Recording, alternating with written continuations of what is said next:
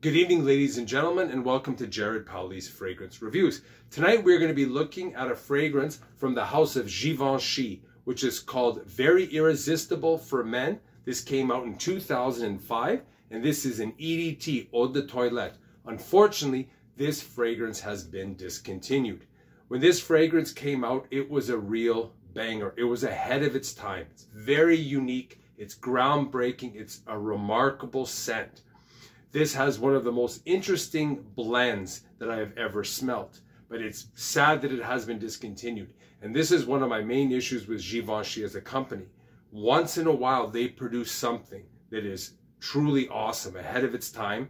Then they discontinue it for whatever reason, and they go back to the gentleman line where they produce decent fragrances, but nothing out of the ordinary. And this is why Givenchy never seems to get a lot of limelight. Is they're a very conservative type of brand. This fragrance was bold. It was daring. And I thought it would have done fairly well for them. When it was discontinued, there was a lot of gentlemen that were very disappointed. To find this, it is difficult. You're going to pay a pretty penny. But I would check places like antique markets, because I have seen a lot of rare fragrances for decent prices. I was at one a couple of weeks ago, and I saw two very rare fragrances. One was called Derby by Guerlain, a vintage bottle, and also Jazz by Yves Saint Laurent. So you can find very good fragrance at antique shops. But if you ever come across this fragrance, I would definitely consider putting some money into it. One problem is you're not going to be able to try it before you buy it because it no longer exists. So I'm just going to give it a spray. Comes in a very kind of cool, futuristic bottle with a green tint. No, I think that's the actual color of the juice. So there's no cap.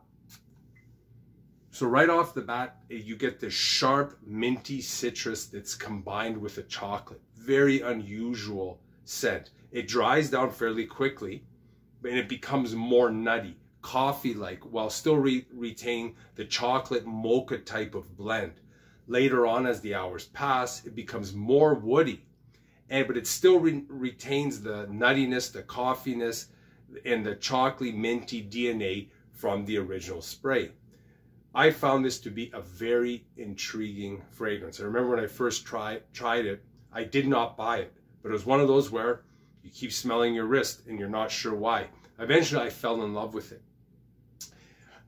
This fragrance, I believe, was never reformulated. And from the period it came out to when it was discontinued, it kept a very consistent power and blend. As advertised, the top notes are mint, grapefruit, the middle notes are coffee, sesame, the base notes are hazelnut and cedar. Like I said, later on you could start to pick up quite a bit of the cedar mixing in with the chocolate, the mint, and the nutty notes. The projection on this is decent, but it does have nice wafts when you create motion. But it's definitely a closer to the skin type of fragrance. It's very good for close encounters, but people have to get within your vicinity to be able to pick you up. The longevity is very good, but it just does not project that well.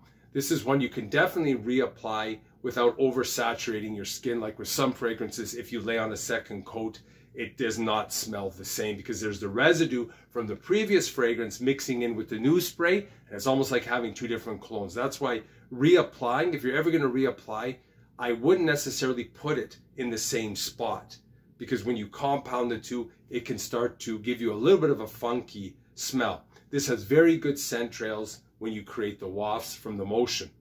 I really believe anyone from the years of 18 to 50 can wear this. It's very versatile. With limited sprays, I think it could be a signature scent. It's very sexy. Women generally really love this. Many, like I said, have been disappointed that this has been discontinued, but I'm doing a review because you never know when you may see a bottle like this for a very cheap price. Sometimes people don't know what they have, but now you're going to pay an arm and a leg. This is a rare scent in terms of its profile. There's nothing quite like it today. There are some that are similar, but it has this kind of that minty green chocolate combination that is just produced so right. So the qualities and the virtue of virtues of this fragrance are immense. So I would definitely, like I said, you're not going to be able to necessarily try it before you buy it. If you're feeling bold and you have some extra money to spend and you find it, or you can find a cheap bottle or even a quarter bottle, it should still be good. And I would definitely recommend you buying it or trying to get your hands on it.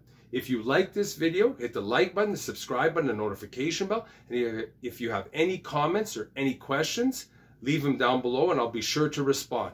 Thanks for watching. Bye for now.